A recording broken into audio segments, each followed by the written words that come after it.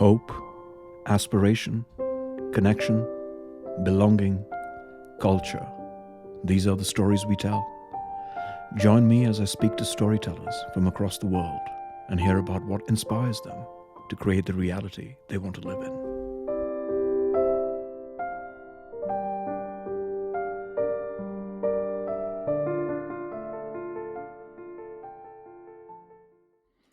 I had the opportunity of speaking with Erik Cason today. Erik is a longtime Bitcoiner and the author of Cryptosovereignty, a book that he released earlier this year. Erik talked about his early days in the Occupy Wall Street movement, his discovery of Bitcoin while he was there, and the stories he's been telling ever since then. Just a reminder that my book, 24, the first long-form book of fiction on Bitcoin, is now available for purchase on Amazon. If you're watching this on YouTube, you'll find the link in the video description. And if you're listening on a podcast, you'll find this in the show notes. Erik Cason, welcome to the Stories We Tell. Thank you for having me. Great pleasure. And let's see what story we tell. So, Erik, we first met briefly in Riga earlier this summer, where I listened to your talk there, which I thought was fantastic, and we'll get into that. And then, obviously, we've talked a couple of times, met a few other times since then. But going back to Riga, right? What I noticed, and that was the first time I actually listened to you long form. I know you've been around the Bitcoin circles for quite a while, but that was my first real exposure to the Erik Cason. And what struck me about your talk there was it was a masterfully told story, right? You just released your book, Cryptosovereignty, but the way you teased the theme out in that talk, I thought was expertly constructed. And what I did want to talk about is it does tell a story, right? It tells a story that I found to be very stark. In fact, my wife was there with me in Riga. She watched the talk, and she had nightmares for a couple of days after that. She was like, let's get out of here. What do we do? Do we have enough guns? Do we? Yeah, right. So it struck a fairly stark theme in my mind. And my question to you is, as Bitcoiners, I guess for this thing to work, we need as large a chunk of the world to be onboarded and on our side to make this true circular economy, but spending, saving, so on and so forth. Do you think that type of story, that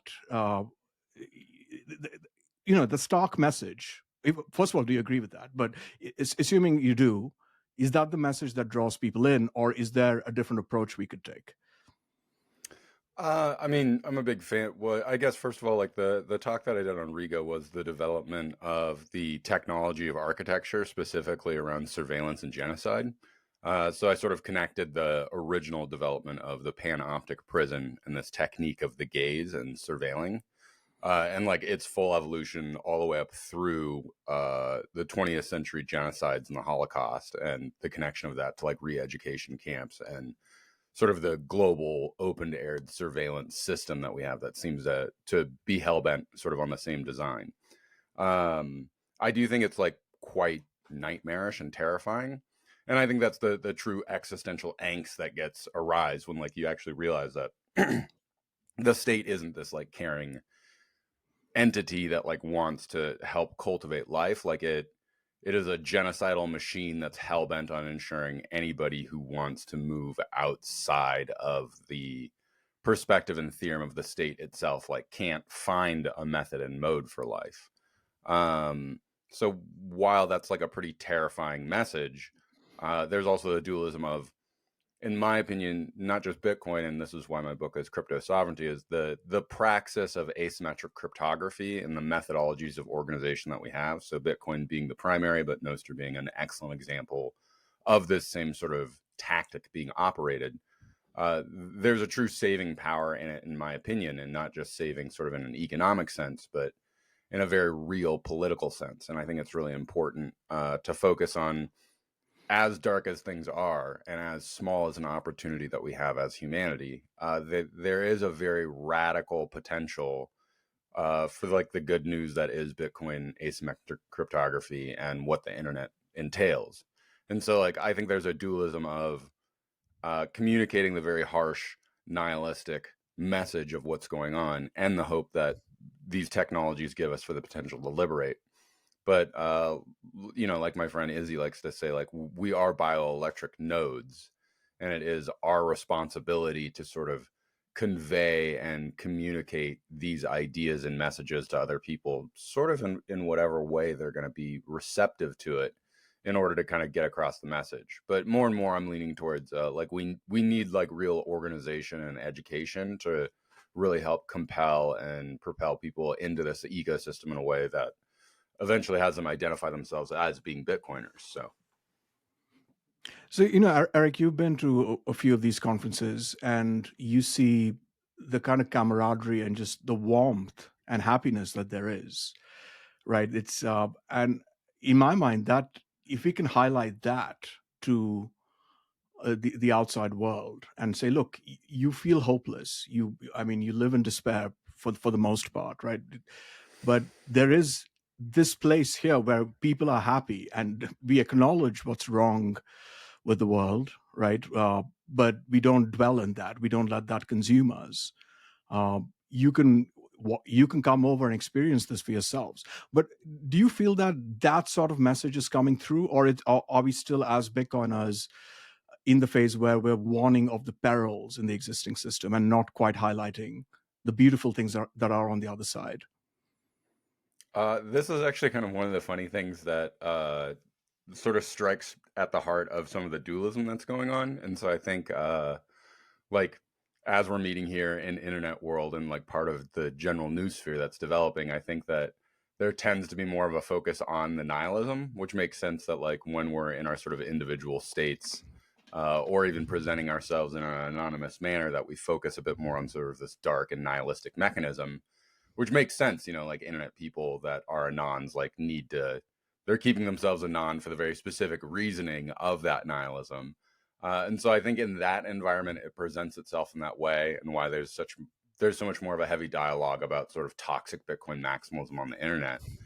But like when you go out and meet people at the conferences, it's pretty hilarious that there's a real warmth and love that's much more greatly communicated sort of in that environment of those communities, and from the quality and content of the conversations, that it becomes very clear that like this is a much larger communal movement that's focused on the real love of what it means to respect the other.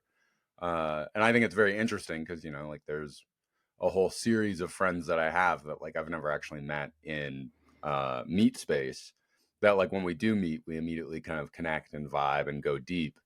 And so like I'd say the other side of that dualism is like the in-person part has like the real heart to it. And it's almost like the digital means and technologies and what we're building and the actual tools is like the brain of the operation. But it's when we get together in real communal environments and talk and share and build community together, we get the real heart of the whole situation. And I think that dualism operates very well. And how do we tell that story to draw people into that warmth that we experience?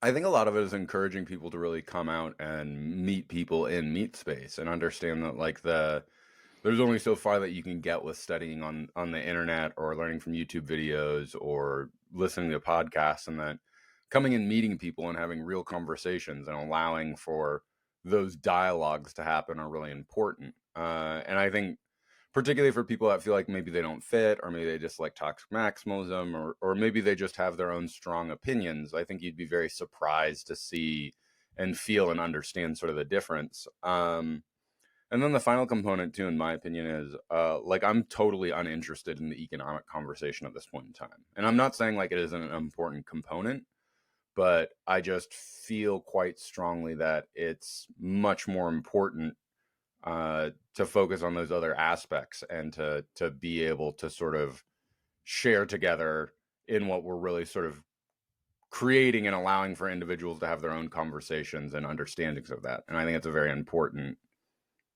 aspect that only once people have been and shared in that community do you start to go like, oh, okay, like there's something pretty different going on here. And I think a lot of that's just the ethical signaling that Bitcoin has, and in the world of nihilism, like it's like a light in the dark that attracts everyone towards it. So. It is interesting that you said you're not interested in the economics of it, and I tend to agree with that. I feel that way too, and it is interesting that for a subject that is supposed to be and that is about money, right, and about human transactions and economics at its core, or at least that's how it appears on the surface, and that's what draws folks in initially, right? You see so many cases of people getting in for that reason, and then saying, reaching a stage where they're like, well, yeah, there doesn't this. I'm here for the community. I'm here for the philosophy. I'm here for what this means for the world, not the core economics of that. At what stage did that happen to you, where you made that switch from or did you even come in with that economics in mind and then make the switch, or was it always this way for you? For me personally, it was actually almost always this way. Like the economics were pretty fascinating, and I didn't sort of understand how that would really help develop and change my thinking.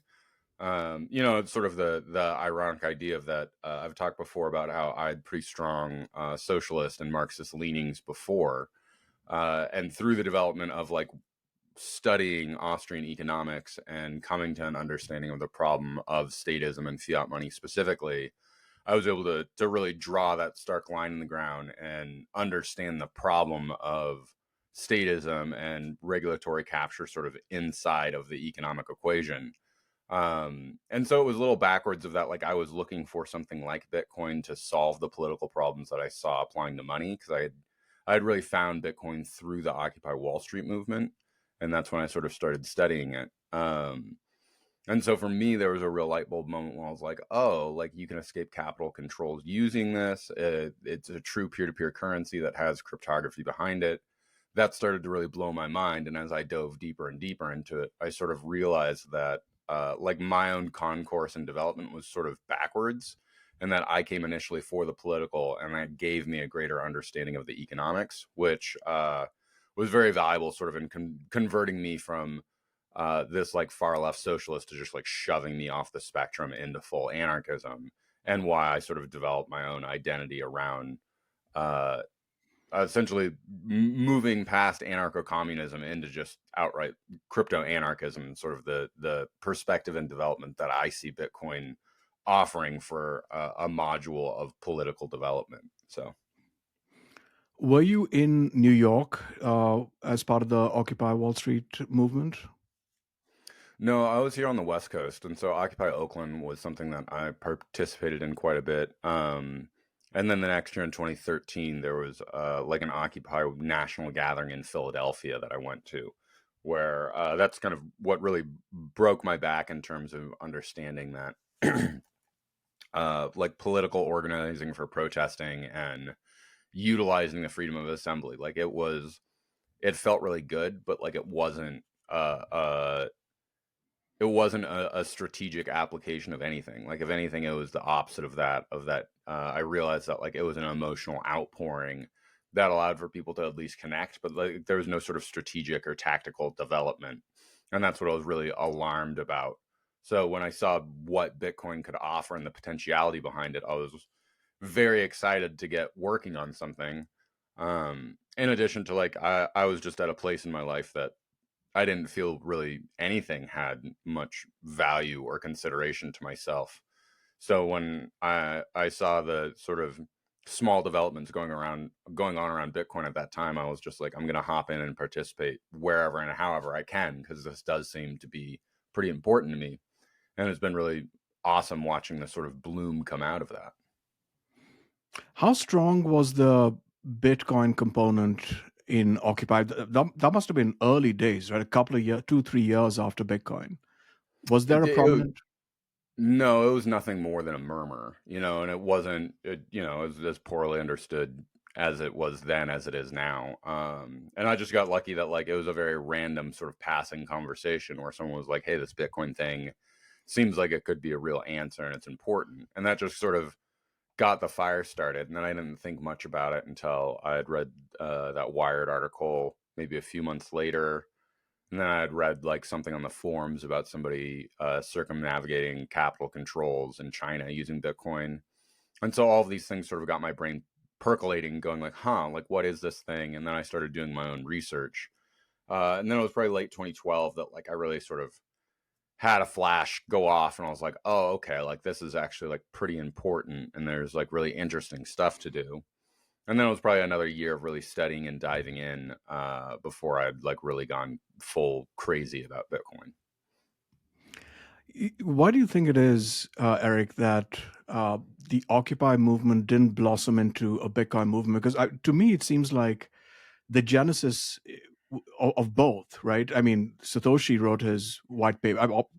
Obviously, he'd been working on this for a while, but clear references to the 2008 financial collapse and so on and so forth with the Bitcoin movement, initial Bitcoin movement, and then you had Occupy, which is a reaction to the 2008 financial crisis and the rampant injustice that we're all aware of. Why do you think it is that there wasn't more of a convergence between the two? I think it was so early and nascent that it was just generally unknown. And frankly, like I also think it was quite positive because like this was before even WikiLeaks had gotten fully on board with using Bitcoin. And so I think it's really important that if Occupy had latched onto it, that that would have been pretty dangerous for Bitcoin and where it was at in its developmental cycle.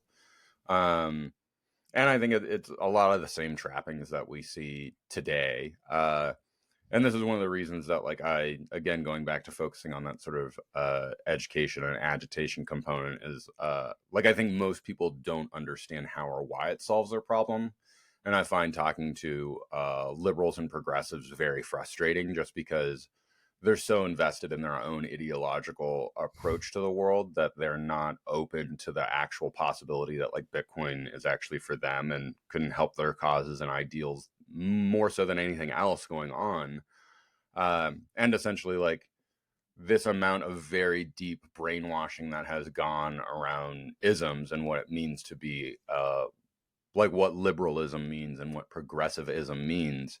It's an ideological approach that is actually like attached to and metastasized within the state. And I think it's a huge failing and misservice towards these causes. And like a great example is that like you have a lot of individuals on the far left that are agitating for Palestine right now, which however you feel about it, that like Bitcoin is obviously a huge and valuable asset for Palestinians and their cause and what they're doing.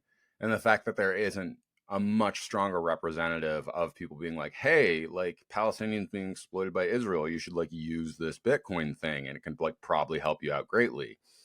And like the fact that Hamas, when they came out with their money laundering thing, they only got like $2,000 in Bitcoin. I found shocking and surprising that it was such a low amount of money that had been raised.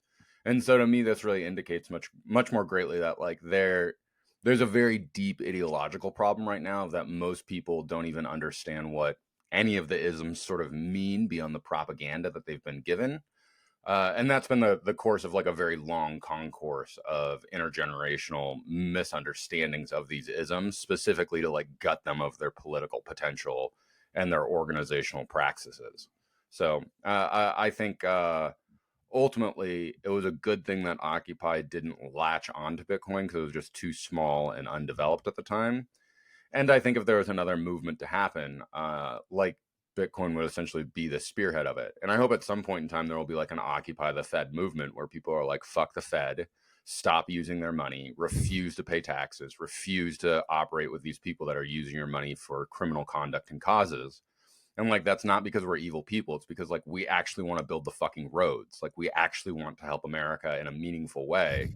And right now we have a bunch of treasonous, unconstitutional criminal class that is stealing our money vis-a-vis inflation and taxation, and they're sending that abroad actively to make war against other people that you would probably be friends with if you sat down and had a dialogue with them.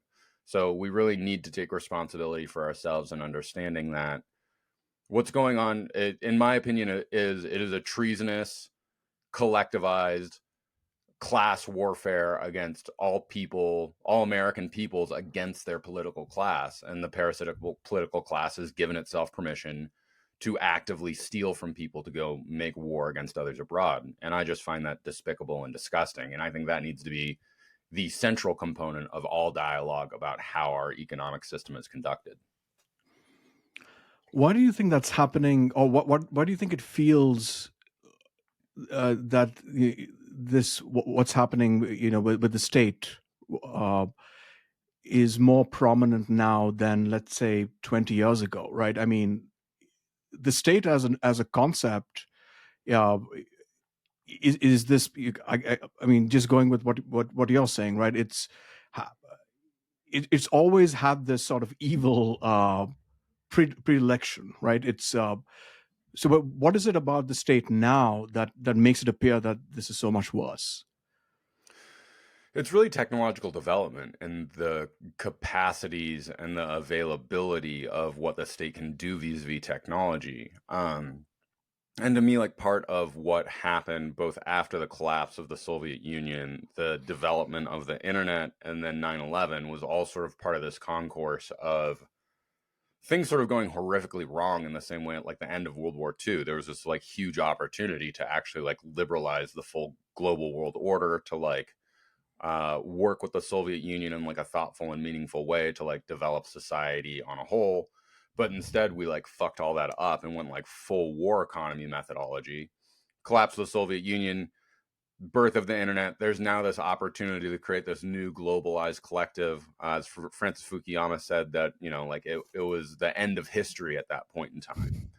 But the United States, we like totally fucked that up. And instead of allowing for the truth of what like a true liberal global order would become, we developed neoliberalism, which is sort of this guileful, deceitful lie that's sort of built out from liberalism, that's actually like a hidden sort of corporate totalitarianism.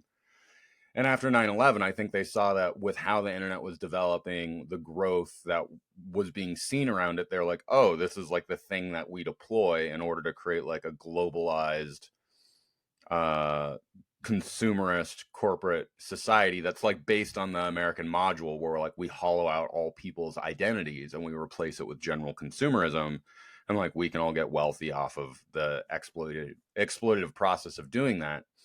And it was in the alliance that technology companies, corporations, and states were able to make together to essentially be like, hey, we can make all of these tools to not only control and brainwash people, but to like monitor them all the time. And very Brave New World style, like they're going to like it. They're going to want more of it. And that's very important because like, I think there's very little appreciation for how many impressions are put upon us, both through advertising and through many discrete mechanisms. And this sort of goes back to the isms, is that to me, like this is a 1984 style modifications of language, so that like we literally can't think about alternative structures outside of our current form of politics. And like that's a specific mode and means that has been implemented through this sort of technological panopticon. And like one of the primary examples that I would cite is that when you talk to people about the difference between politics versus the political, to me the political like contains the totality of what it means to organize human life, and what it would mean to like dispose of governments entirely and like find some new way to organize with the internet or all sorts of other communal modes of organization. And most people can't even think about that idea. They're like, well, don't we have to like elect somebody first? And like they don't understand that even the notion of democracy is like it's a nihilistic lie, because like it's always divided like this in terms of like we live across the country from each other. Like we can't vote on local issues with each other. We're only allowed to vote on federal issues. Like if we were to take democracy in any sincere and serious way, like shouldn't the totality of what that means be open to all of us? And so to me, I think it's really important to be able to continue to try to think in these different ways. And the way that the state has partnered with technology firms to promote what their ideas are as being good and right, that's exactly the plan that we saw implemented throughout COVID, was essentially this gaslighting that corporations and the state can engage in with one another, because the way that the state essentially has them captured and can force their perspective and propaganda onto the people with such power, with such power with so few people, I really point towards technology as being what's responsible for that. And it's extra ironic that that's also like what has the liberative power to like save us from what's going on. Yeah. So the desire to build that perfect panopticon has always been there. It's just that the tools became more readily available over the last 20 years or so, especially since 9/11, Precisely. and the pretext too, right? Was that, yeah. And it is interesting. The other point you mentioned, Eric, is those same tools uh, can be used by the people themselves to defend themselves against the state, maybe even better in an asymmetric way, right? Especially through cryptography. Yeah, I mean that's really why my book is called Crypto Sovereignty, not Bitcoin Sovereignty, is because like the actual praxis of what asymmetric cryptography offers. I think it's really important to like remember historically, like these are tools and techniques of war, and not just tools and techniques like this. This was the most important technological development that came out of the largest and most globalized war that all of humanity has ever seen, and that like the largest and the most powerful nation state that had ever existed, the United States, committed more resources towards the development of creating these powers and technology. uh, the only thing that was, you know, more resources were put towards was the development of the atomic weapon, like the second great thing that sort of came out of World War II. And so it's really important to understand like these are highly sophisticated military tools that were like never intended to make their way into a general populace. Furthermore, like the development of asymmetric cryptography itself was like a pretty wild thing, that like when it was discovered that there was this new direction in cryptography, which was the name of the Defel-Hyman paper, that like it was like, oh wow, like two individuals can like do a key exchange publicly, like have that secret known, and there's still a methodology that they can create secure communication with each other. And this is why through the 70s and 80s that like cryptography was classified as a munition, like the same class of weaponry that like grenades and missiles are found in, and its export in the 1990s was found to be illegal. Thankfully, hardcore cypherpunks like you know, Chom and Beck and others like actively fought in the first crypto wars to make sure that like we could have access to this technology, specifically as Americans. So like that's just to lay a foundation of that, like these extremely powerful technologies and techniques that were not supposed to really escape from their militarized cage, but they did. And now that we have this global internet, specifically one that's still remotely free, there is potential to actually like rebuild the internet with cryptography at its heart and its praxis. And if we can do that, there becomes a very new and extremely powerful political vehicle that, in my mind, it looks very similar to the revolutionary organization that happened in the early 16th or in the late 16th and early 17th century. That was all like one giant connected thing. Like it's really important to understand that like the American Revolution was the beginning of a revolutionary wave that sort of blasted out to the rest of the world with the successive Europe, with the successive revolutions that we saw in Europe, but also the South American revolutions as well. And it's really important to see that like that's all a singular ideological perspective that was connected to counter monarchism. And before, this idea of having any sort of representative nature in government seemed almost sort of absurdist in a lot of ways. And so I think Bitcoin really reconnects to that idea and essentially saying, hey, both European and American democracies, like if we're actually democratic things, like we should be able to execute and present our own forms of power and organization, specifically in this very lateralized, globalized way that I think is really important. And I think that's where we're going. You know, like I think as people become aware of the very real political praxis at the heart of both Bitcoin and Nostr and these technologies, there's going to become a much more robust organization towards that and an education. And I hope ultimately some sort of a political league that is specifically about sort of overcoming nation state politics to implement something totally new and revolutionary that humanity has never seen before. Yeah, as a practical matter, Eric, what does that off ramp look like, though? Because I mean, I tend to agree with you on moving to that, fully individualized anarchy in the right in anarchy as like not the colloquial definition of anarchy, but as we understand it, right? Which is, in my mind, anarchy is love, right? It's love for your fellow being and just living in harmony with them, transacting voluntarily, so on and so forth. So that's the end state. We are where we are today, right? I can see us thriving once we're in that end state. Uh, I've struggled with this question myself, which is how do we get from where we are today to that end state? What does that off ramp look like? Well, so I think it's twofold, and I think it's twofold in a very interesting way. To me, like I'm much more focused on tearing down the contemporary structures because, like, I don't think we can really see or understand what comes after it without, like, essentially initiating the burning down of those structures. And I think, sort of, as it's burning down and collapsing, that like certain things will pop up to go into that vacuum. With that being said, like a flippancy of just like anything sort of naturally pop up I think is pretty dangerous. And so like a great example is that like it's pretty clear to me that like Nostr has this ribosomal capacity of that like this is going to be the decentralized format for social media. Is it going to be the best? Is it going to fork? Is it going to change? Absolutely. But that's very similar to Bitcoin. And I think there's going to be a number of other technologies and techniques that come up that way.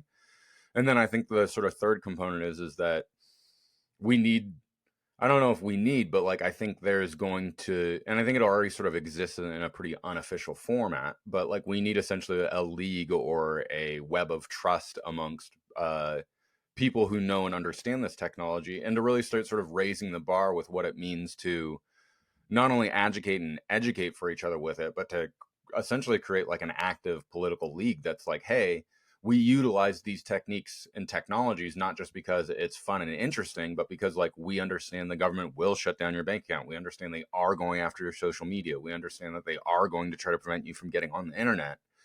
And I think all of these things sort of stacked together are going to start feeding back into one another so that each time the state apparatus attacks us individually, we'll see new and different places that we need to develop this technology more robustly. And so great examples are like, I think Bitcoiners really need to get on the bandwagon much more towards like utilizing ham radios and understanding how those work and setting up the techniques and technologies to be able to easily route stuff utilizing ham radio technology. But also just sort of the more robust education around what is cryptography? How do we do secure key exchanges? What are the best methodologies for security? How do we run FOSS software maturely?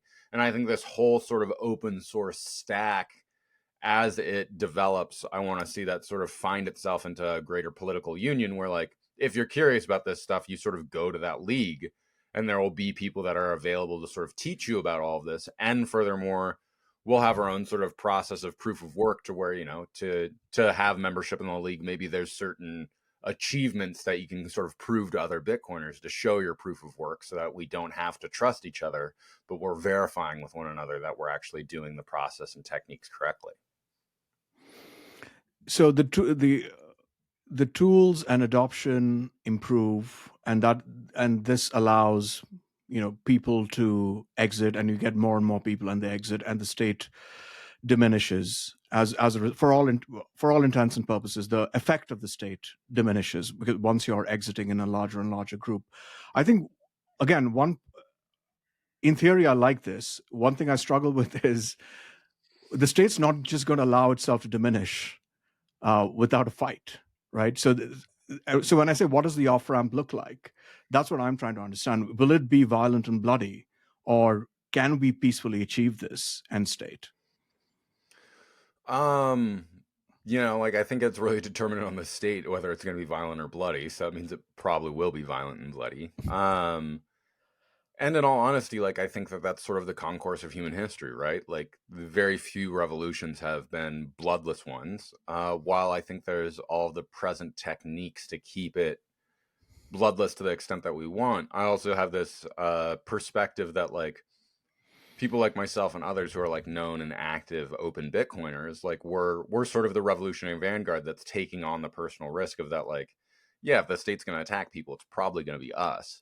And my hope is that like all of the anons out there who are operating on the internet using pseudo-anonymous or fully anonymous identities will essentially be the counterweight to that struggle.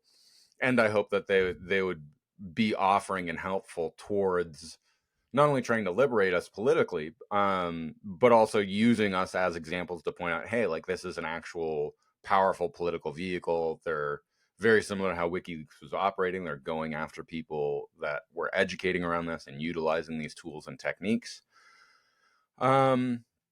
And the last one is that like I'm feeling more and more strongly that like as Americans, we have a very specific and real opportunity to insist that like these are our technologies and our techniques that are for our people, and these are things specifically reserved in our Constitution for us.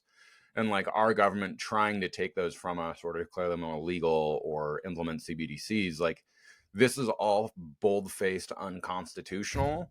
And we need a new and radical movement of the political in this country, not to elect new people or to try to get some new party in power, but something totally new designed actually, in my opinion, to tear down the federal government entirely. Like to me, the federal government represents an illegal, imperialist, unconstitutional, rogue criminal apparatus that has chosen to make pretty much most of the international community free and open to its exploitation.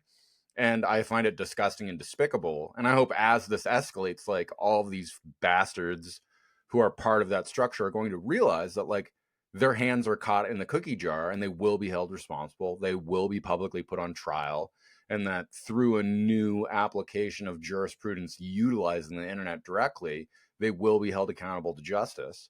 And so my great idea for the United States is I want to see an Article 5 movement where essentially you have a collective of state-based entities that collectivize themselves to go, yeah, our federal government's out of control. We're going to use Article 5 of the United States not only to amend the Constitution directly, but to actually have a constitutional convention to rewrite the United States Constitution on a whole. And part of that, I think, will be the destructuring of the current federal government in order to create some sort of new confederated structure that'll be based off of the 50 states and the various territories that generally don't have any rights in the United States. Is this an activism that you're taking upon yourself, Eric, through your writings, or are you planning to get more involved in creating this reality, or you're still on the sidelines on this at this point? Oh man, I mean my life was very interesting, and I love it. I've talked with friends a lot about this. Like I can go off and have my own private life that's going to be pretty wonderful across the board, and I'll be quite satisfied sort of in the homeliness that it provides for myself. But there's always going to be this itching and aching question sort of at the back of my mind about what could we really do. Um, and so to answer that, I guess I'd say like I'm curious to see what will sort of naturally pop up and who will naturally pop up. I haven't seen or felt anything. And also like maybe this goes in a different way. Like maybe it goes with finding a real sort of Bitcoiners or decentralized university where like we get to teach this stuff and have more open and robust discussions. Or maybe it's some sort of European political league with people sort of leading the movement on that front.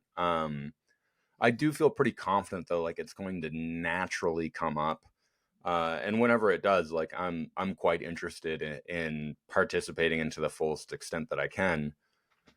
But yeah, I oscillate a lot because choosing to sacrifice one's pretty wonderful and blessed life to like go participate in something that's like probably not going to be very monetarily or politically rewarding directly. Like I can't help but think of that.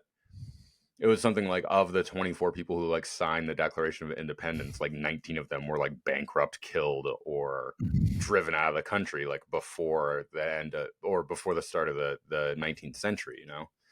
So it's pretty hard to face it, but at the same time, like I'm realizing that like at least for me, I feel pretty strongly that our generation of people have it much worse off than our parents, and I'm very resentful about that. and I can't leave that to my children. And like things are going to get a lot worse if we don't actively fight against these powers. And the other one is that like everyone is hungry for this. Like everyone. I haven't met a person yet that when you can have an in-depth and nuanced and detailed conversation that they don't readily admit just how fucked up things are. But because of that same technological apparatus and how powerful it is and how powerful it is against modes of language and radicalism, most people don't even believe that it's possible to try to change something like this, despite the fact that like we literally have geriatrics in the federal government shitting their pants and having seizures publicly. Like it is so wacky that we're actually in this place that like we have what, like an 81-year-old man as president trying to run for his second term, and like he's constantly forgetting stuff publicly. Like what the absolute fuck is going on? And most people get that on some level, but it's just too scary to sort of talk about it publicly or think about how there could be real solutions. And to me, like trying to connect Bitcoin, Nostr, and all these technologies into that is really, really important. This is the dilemma of any Bitcoiner who's crossed a certain threshold in their Bitcoin journey, and especially Bitcoiners with families, right? As yourself and as myself with children, is once you see the truth, you can't unsee it. And if you do nothing, you have to live with yourself. You have to live with that conscience, right? That hey, I know exactly what's wrong. I know that there's a potential way in which I can fix it, but I'm just going, I'm not going to do it because it's just more comfortable, or it's too scary to think about what could happen, what could go wrong if I did, right? But it is, you certainly don't seem like someone who's stuck in that dilemma. You've made your choice, it seems like. Well, I think I've forced myself into my choice simply through my speech. Yeah, I mean, honestly, at the end of the day, it's like, look, like stuff isn't going to get better on its own or through contemporary channels, and it's very scary to admit that. But I'd say on the other side of that, like the what compels this isn't just the sort of craziness of it, but it's the very real love and connection that we develop with other Bitcoiners, and that like I see a totally different world that is a real possibility, and it's one of not only is it possible that like maybe we could live like with peace and love and harmony, but like maybe people don't have to be hungry. Like maybe people can have housing for themselves. Like maybe there's this whole world where people can actually be provided for economically, and it's not because the state has came to rescue everybody, but it's that we've been freed from the state, and that there's a real possibility for people on their own accords and merits to be able to keep what belongs to them and utilize that to truly build something for themselves.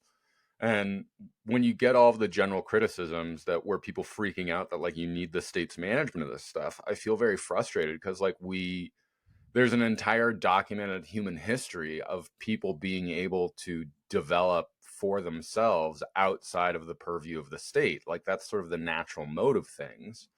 And I think today, if we were to do that in this globalized, technologically advanced, developed world, like there would be a second renaissance that not only would get man into space, but would harness and provide us with such abundant energy that like we can prevent the environmental catastrophe that's going on, that we could roll back sort of all of the waste and garbage that has been dumped throughout the environment throughout the last 100 years of human history, and we would be able to provide fresh and clean water and sanitation for people everywhere.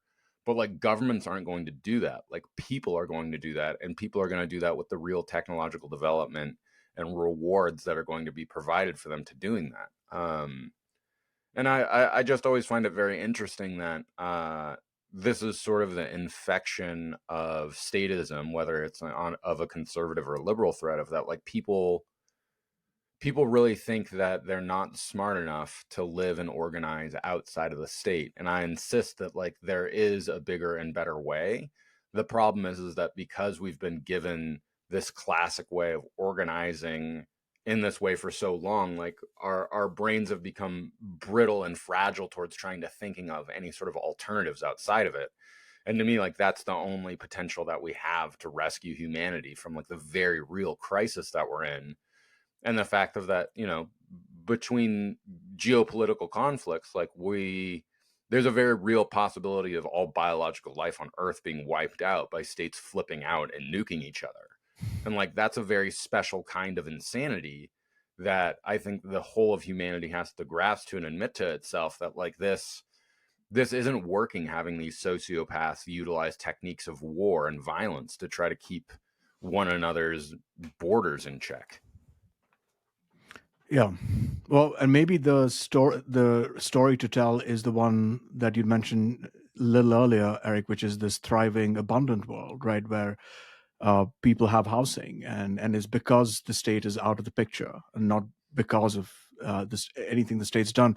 In fact, that as you were saying that, that reminded me of Toma's short film from a couple of years back, Bitcoin is generational wealth, right? It's he paints this picture of this thriving, abundant world on a Bitcoin standard. But I guess the trick here, in my mind, is how do you can show folks that end state and say, look, this is where we're headed. But there needs to be something in between that convinces them that the way they get there is not the way that they've always assumed, which is just through a better government. If they just vote in a slightly better government the next time, then we'll get to that stage. And I'm still trying to think through what is the best way to tell the story where we can convince normal folks that that future that we're talking about, this is how you get there. You empower yourself. Not It's not the state empowering you to do that. Well, I think one of the most interesting ones is that, like, with this whole movement being so undeveloped and immature at this point in time, because, like, Bitcoin's only 15 years old, and in that, there's really only been 10 years of actual sort of social development, that, like, it's all very young and nascent. And so I think as Bitcoiners continue to develop, continue to accrue wealth, the cycle's continuing to be deflationary and show people what a deflationary money offers, and actually having savings increase. I think more and more over time, it's just going to make more and more sense. And I also think that, like, there's this very interesting sort of globalized like wandering of Bitcoiners, where it's a bit like the Jews in the desert, sort of like looking for their place, um, and I think at some point in time, there's going to be a various number of collectives and pretty friendly governmental areas where we're going to see robust development taken on by Bitcoiners because of the friendliness that those governments will take towards Bitcoiners. And that's going to kind of be part of what this league is that, like, it'll represent sort of this roving global collective that at any point in time can be like, hey, this government's not friendly to us anymore, but this one is really friendly. And thousands of Bitcoiners will go to that place and they'll develop their business there. They'll start developing economics. They'll, because Bitcoiners on a whole tend to be very alternative thinking and entrepreneurial folks. And so, like, I'm quite confident that through the development that Bitcoiners are going to be implementing, that's going to serve as a great example. And there's going to be a large and robust economic engine to serve it. Because to me, like, this is one of the more interesting things, is that, like, I've never been a get everyone on a Bitcoin standard. I just don't think it's going to be possible, unfortunately. But I do think that the economic developments that Bitcoiners are going to create is going to create a lot of sort of tangential wealth that I think will pull up kind of the rest of humanity that isn't necessarily understanding what is going on with this. So I feel really good about the direction that we're going. And, frankly, like, it's unstoppable, because this is all just about a logical form of thought that's chained together, that once certain Bitcoiners have, like, done enough work, there's a certain threshold that you pass where you go, oh, like this is the thing we need to use to change the global economic perspective of all of humanity. And yeah, like, I'm going to participate in this and help build towards it. And it's a very miraculous and powerful thing to sort of see that, because I think people really start to understand that, like, while economics, in my opinion, isn't the engine of it, it's definitely the brain of it. But, like, the heart of it is love. And that's sort of one of the interesting things of why you see such cooperative relationships between Bitcoin entrepreneurs, is because everybody wants everyone else to be successful, because having a successful Bitcoin business is good for everybody. And usually there's also sort of an argument of that, like, hey, it's all of us against fiat. And I think that that creates a very powerful collective perspective that I think ultimately will get us to that place where Bitcoin will be readily and openly recognized as its own sort of political force and development, and Bitcoiners are really at the heart of that. Yeah, there was quite a bit there in what you said, Eric. I want to pick up one thing first, which you said at the end, which is this is the beauty of an open network, right? With an with an interoperable monetary protocol that's sitting under it, and it just makes cooperation so much more favorable than competition, right? Because if you win as a Bitcoin company, you help the protocol, which increases the monetary value of the protocol, which increases the monetary value of your competitors as well. Which is why you have this beautiful cooperation and also the interoperability, right? Because the fact that it's open. But I just want to go back to another thing you said around these collectives, global collectives that are moving from jurisdiction to jurisdiction and setting up their businesses there, depending on which one's more favorable. I think we're seeing the early seeds of that. I would say there's maybe under 20 Bitcoiners who are doing this, but you have the world schoolers, right? They're traveling the world. They set up shop for 6 months to a year. It could be in Madeira, it could be in France somewhere, it could be wherever, or Indonesia, right? Wherever it is, they travel with their entire families, large number of kids, and they try different places out, and it's incredibly rich education for the kids as well. Again, breaking out of this state-based indoctrination that happens to children. Is world schooling something you're considering for your kids? I think I'll always kind of have one step in or one foot in and one foot out. I'm really happy with where I'm at. You know, like yesterday, there are problems with it, particularly on the political front. But like, I feel very strongly that like I live in one of the most beautiful, secure, and like naturally open places in the world. And also like my ex is pretty well settled up to be here, and like this is where my kids' communities are. But with that being said, like, you know, I travel quite frequently. I'm very excited about my kids getting a little older so I can bring them with me. And I think that like education on a whole is undergoing a very robust and powerful transformation where I think like that's going to be part of it is like these collectives of people will meet up, we'll have activities, we'll do things together, go home. There'll be a couple months of sort of homeschooling, of exploring those topics together and meeting up back again. But it's very clear to me that like we're on the precipice of a total change about our forms of life.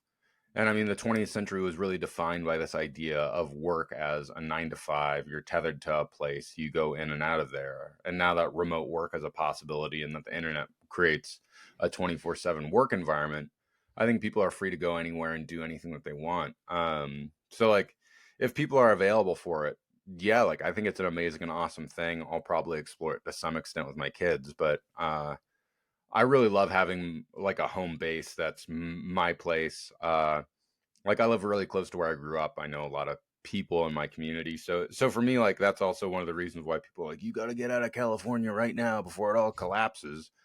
They're like totally right on a number of fronts, but also like I'm not gonna abandon my people to the communist dystopia that it's becoming. Like I think we have to fight this. And to me, like that's also sort of one of my greater political ideals is that like if we can sort of get this revolutionary energy into the United States, like I think fracturing states out into new political entities will have huge potential.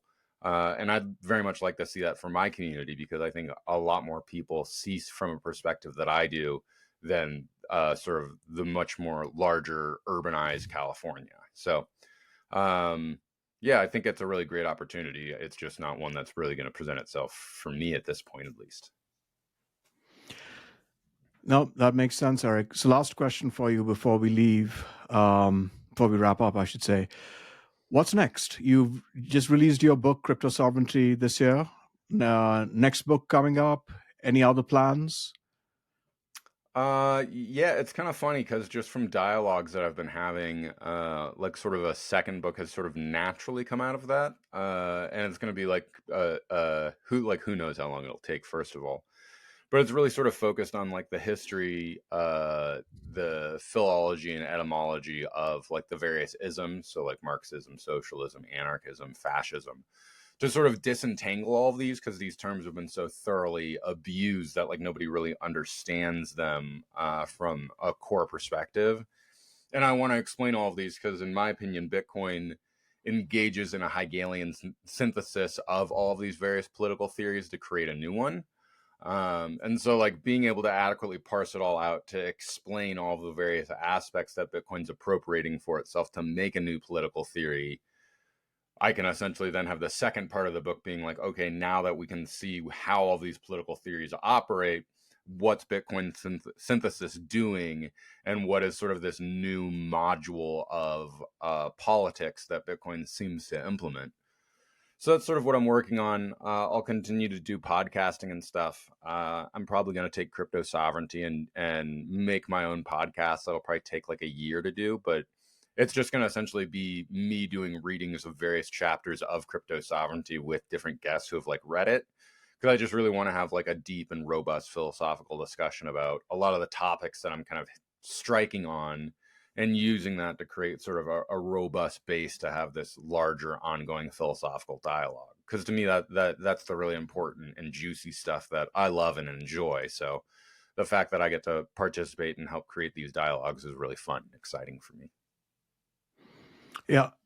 No, that's certainly lots to look forward to there, Eric. I'll leave you with one last thing, which when you were talking about the Hegelian dialectic in the context of Bitcoin, I've been thinking about it in the context of Bitcoin culture and the culture more broadly, which is I don't think where postmodernism has happened yet, right? If classicalism was the thesis, then modernism was the antithesis. And I think postmodernism will be the synthesis.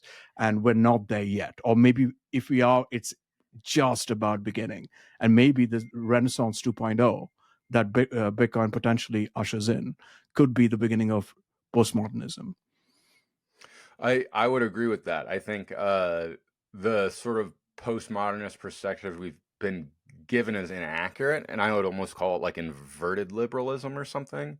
But yeah, like true postmodernism, I think will actually have this full synthesis that I think ties pretty well in line to part of my thesis, which essentially is taking these radicalized perspectives of all of the sort of political theories and allowing for that synthesis to create the truth that is postmodernism, that like has stuff that like the most powerful political entity in that postmodern sort of liberal order is actually going to be like a non-being, like a digitized cryptographic signature. And yeah, it serves for like a pretty weird and interesting environment, but I think it's very exciting. And I think in that postmodernism you also get like lots of really crazy and wacky, truly sort of anti-theatical ideas that are actually sort of amazing because of the way that they present themselves in these almost goofy ways. So yeah, I think it's very exciting to see the potential of what's really happening. Yeah. And that is a good note to end this on. A positive note, not certainly not stark by any means, Eric. That's good. I have a tendency to go that direction. So All right. I appreciate you taking the time. And well, I'm sure I'll see you at a conference next year very soon.